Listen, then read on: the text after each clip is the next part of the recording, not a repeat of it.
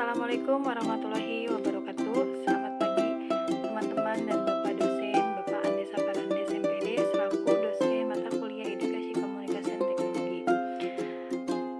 Semoga kita selalu dalam lindungan Allah SWT dan diberikan kesehatan sampai bisa berkumpul pada kesempatan kelas pagi hari ini. Langsung saja perkenalkan, nama saya Nur Halimah dari Prodi Pendidikan Agama Islam, Fakultas Keguruan dan Ilmu Pendidikan Universitas Banda Perjuangan Karawang. Di sini saya akan memaparkan media pembelajaran yang berbasis dengan edukasi komunikasi teknologi dengan tema dakwah Nabi Muhammad SAW di kota Mekah. Untuk mempersingkat waktu, di sini saya akan menjelaskan tentang beberapa pokok bahasan. Yang pertama, bagaimana dakwah Nabi Muhammad di kota Mekah. Yang kedua, bagaimana Nabi Muhammad menyebarkan dakwahnya. Yang ketiga, ada berapa strategi dakwah Nabi Muhammad SAW di kota Mekah. Yang keempat, bagaimana reaksi kaum Quraisy terhadap dakwah yang disampaikan oleh Nabi Muhammad SAW. Baik, untuk mempersingkat waktu, langsung saja ke pembahasan yang pertama, yaitu penyebaran Islam di Mekah. Nabi Muhammad SAW menjadi Nabi dan Rasul ketika menginjak usia 40 tahun, tepatnya malam 17 Ramadan atau 6 Agustus 610 Masehi, yang dimana waktu pada saat itu Nabi Muhammad SAW sedang berkontemplasi di Gua Hiro. Disitulah malaikat Jibril datang membawa wahyu dan menyuruh Nabi Muhammad SAW untuk membacanya, yaitu dengan membaca surat Al-A'la dari ayat 1 sampai dengan ayat 5. Disinilah wahyu yang pertama diturunkan Allah SWT kepada Nabi Muhammad SAW, yang juga sebagai penobatan beliau sebagai Nabi dan Rasul bagi seluruh umat manusia dan tugasnya untuk berdakwah.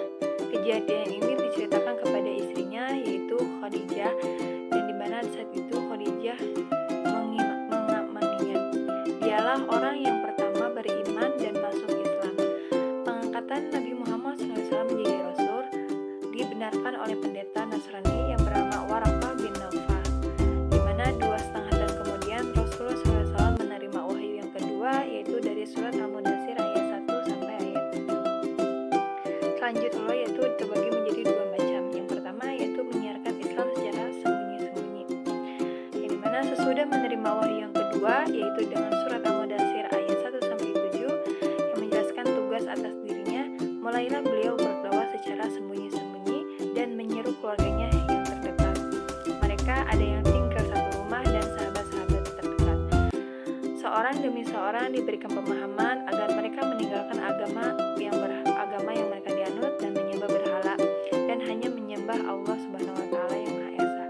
Berikut adapun nama-nama yang mula-mula beriman kepada Rasulullah SAW, yaitu yang pertama Siti Khadijah selaku istri Rasulullah SAW, yang kedua Ali bin Abi Thalib yang masih sangat muda, di mana yaitu putra paman Rasulullah SAW, Abu Thalib. Yang ketiga Zaid bin Haris, yaitu salah satu budak Rasulullah SAW yang kemudian menjadi anak angkat. Yang keempat Abu Bakar Siddiq, yaitu salah satu sahabat Rasulullah SAW. Dan setelah Abu Bakar banyaknya orang-orang yang memeluk Islam, diantaranya Utsman bin Affan, Zubair bin Haris, Sa'ad bin Waqqas, Abdurrahman bin Auf, Talhah bin Ubaidillah, dan yang lainnya. Mereka diberi nama dengan Sabiqul Awwalin, yang dimana yaitu orang-orang yang terdahulu atau orang-orang yang pertama masuk Islam. Mereka mendapatkan pelajaran tentang Islam dari Rasulullah SAW secara langsung di tempat yang tersembunyi, yaitu di rumah Arqam bin Abil Arqam di salah satu kota Mekah. Baik, untuk selanjutnya yaitu ada tentang menyiarkan Islam secara terang-terangan. Tadi kan Nabi Muhammad SAW menyiarkan dakwahnya dengan secara tersembunyi dan sekarang secara terang-terangan, yang dimana Nabi Muhammad SAW melakukan dakwatul afrad, yaitu ajakan memeluk Islam secara diam-diam atau sembunyi-sembunyi. Dari situ rumah ke rumah selama 3 tahun. Kemudian turunlah surat Al-Hijr ayat 94 yang memerintahkan Rasulullah SAW agar menyerukan atau menyiarkan agama Islam secara terang-terangan atau tidak lagi dilakukan dengan secara tersembunyi-sembunyi. Pada saat itu, sejak itu manusia menyembah hanya kepada Allah Subhanahu wa taala, Tuhan yang Maha Esa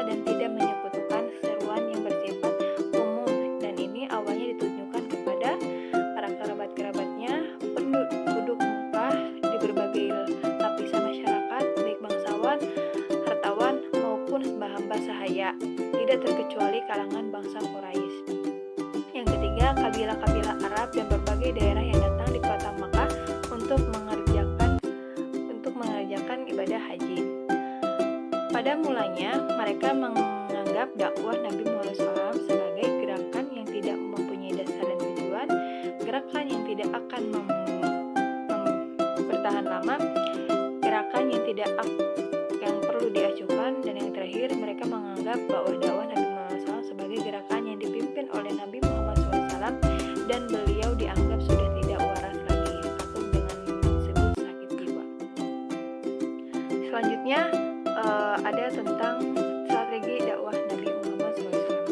Yang pertama yaitu dakwah dengan cara merekrut atau yang disebut dengan dakwah alal istifam, yang dimana artinya menurut keterangan seorang sejarawan yang bernama Ibnu Ishaq, beliau masuk Islam yaitu Abu Bakar atau Ibnu Quhafah tak lama kemudian berhasil digandeng pemuka-pemuka Quraisy ke dalam barisan dakwah Rasulullah, antara lain Utsman bin Affan, Abdurrahman bin Auf, Zubair bin Awad, Sa'id bin Abu Waqqas, dan Thalhah bin Ubaidillah.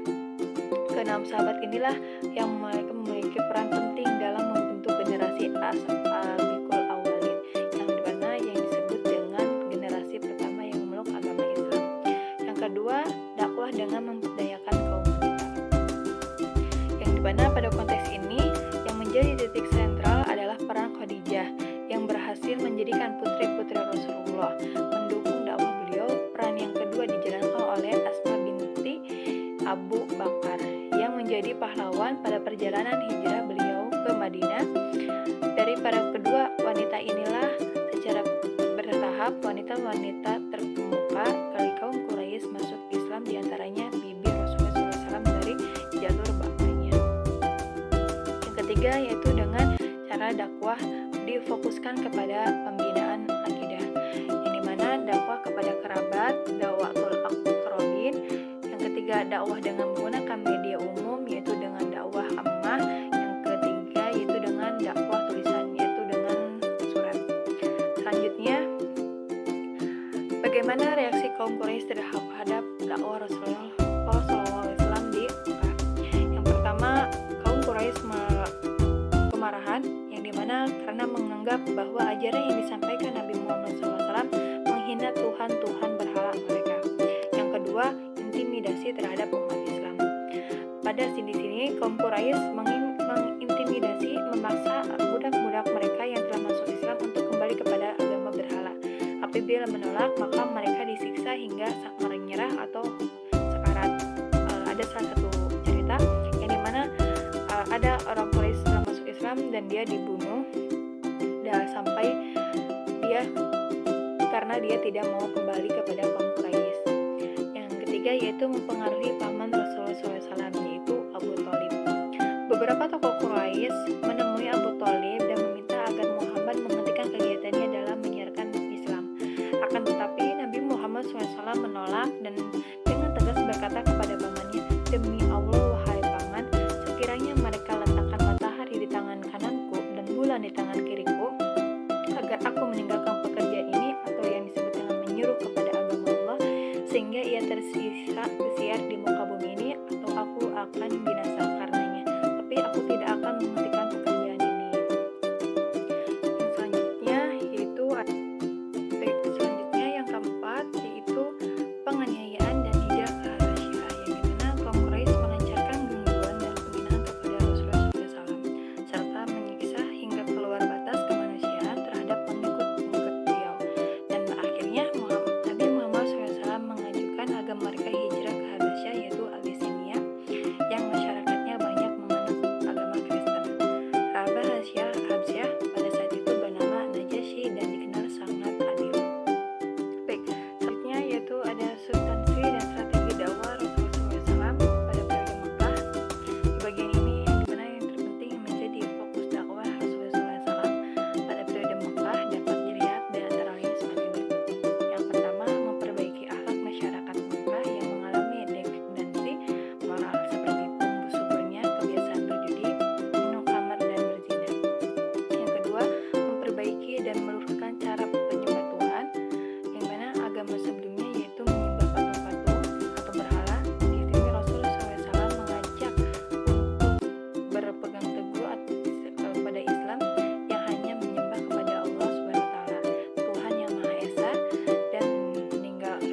ada